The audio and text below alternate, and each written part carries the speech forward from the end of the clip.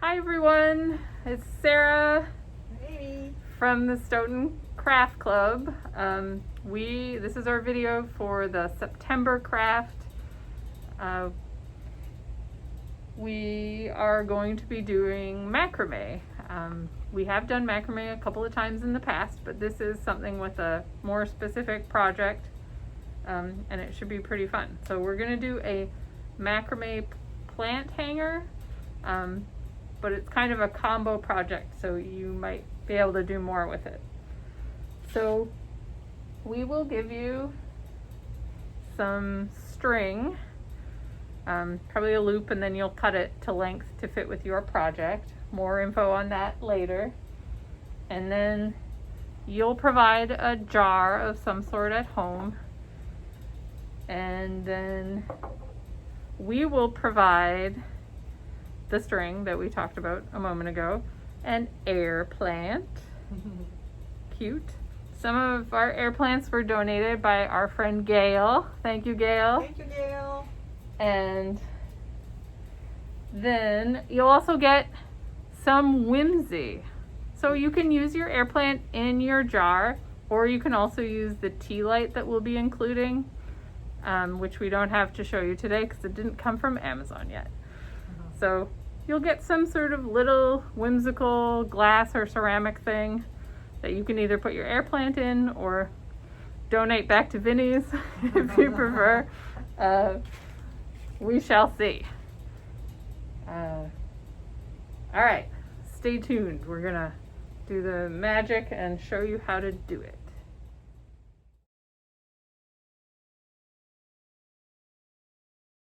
And we're back. Hello. So now we're going to talk about how to do the macrame. You will have a length of jute in your craft kit, and we're going to work on measuring and cutting right now. So you're going to want to think about how long you want your hanger to be. I took 18 inches, and then I multiply that times 2, and then I'm going to add the length of my jar, which is about 4 inches, and then another 20 inches onto that. So, and this is all, this mathematical formula is in the email, so you don't have to write it down. So I took my 4 cords that I cut and folded them in half, and I put a knot in the top of them. Just enough to make a small loop, enough to hang on a hook at your house. And then my jar is smaller and my cord is a little bit shorter than yours will be. We've added some on so yours isn't so short.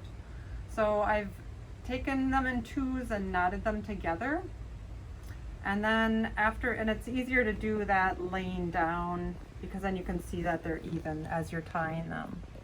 Okay, so then once you get your first knot done, it's handy to have another jar and kind of spread them out to do your second knot,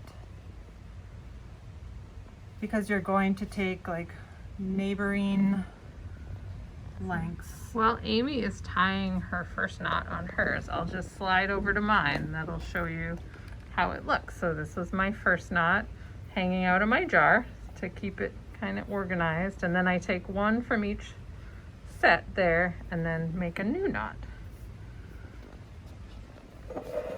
And I keep putting my finger in front of the camera because I'm not used to holding it sideways. Okay, so I joined these 2 together, and I'm going to go to the next one over. Let me move this out of the way. I'm going to go to the next one over and take one from there and try to knot it about the same length.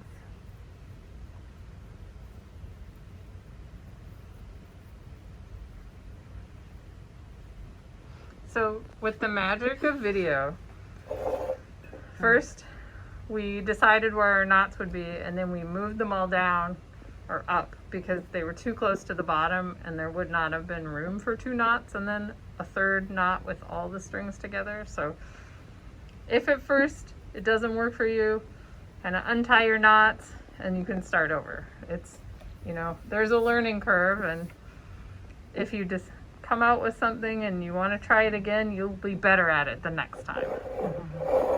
Okay, then I'm going to join the last two. Yeah.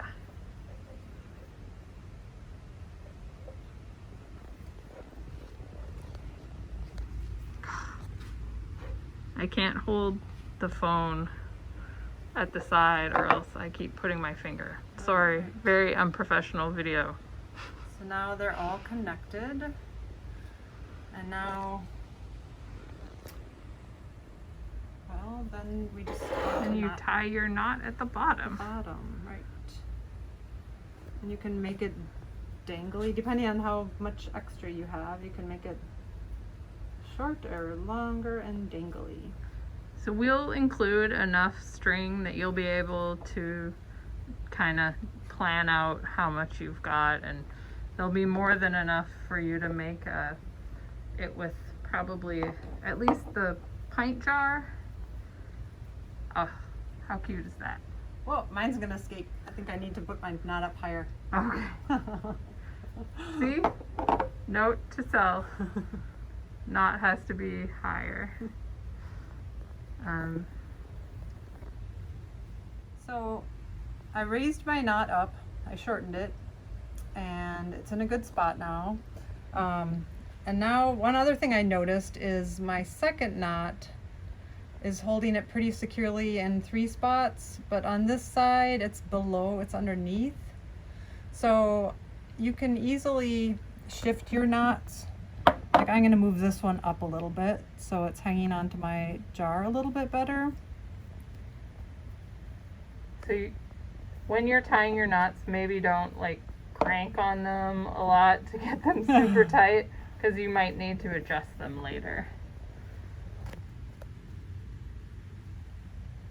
That's cool. So now they're fairly even, and Yeah. if you need things a little more perfect, I might have to fidget with this one and raise them up a little more, but the jar is pretty secure. Now it's ready for my tea light or my air plant. Here's, Oh, well, I put the air plant away already. cue up the air Oops, plant. Yep. Alright. Alright, you guys. Look what we made. Imagine a tea light in it, or a plant. You could take your air plant and put it in your new hanging jar. So cute.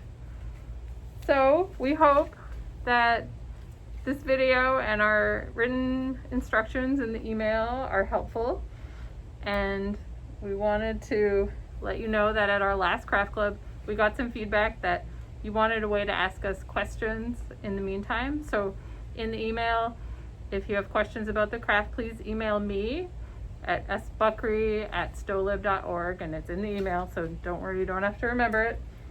And we hope that we'll see you all September 3rd at 6:30 for our craft Zoom. So don't worry if you haven't gotten around to making the craft. We want to see you. Yep, just show up. Yep. Whether you made your craft or not. I am in a book club, and sometimes I don't read the book. Gasp. But I still go, because we had a nice group last time. We had 4 people come, plus us, and it was so nice to see everyone. So come and join us for Craft Zoom, first Thursday of September. September 3rd at 6:30. Yeah. We'll see you then.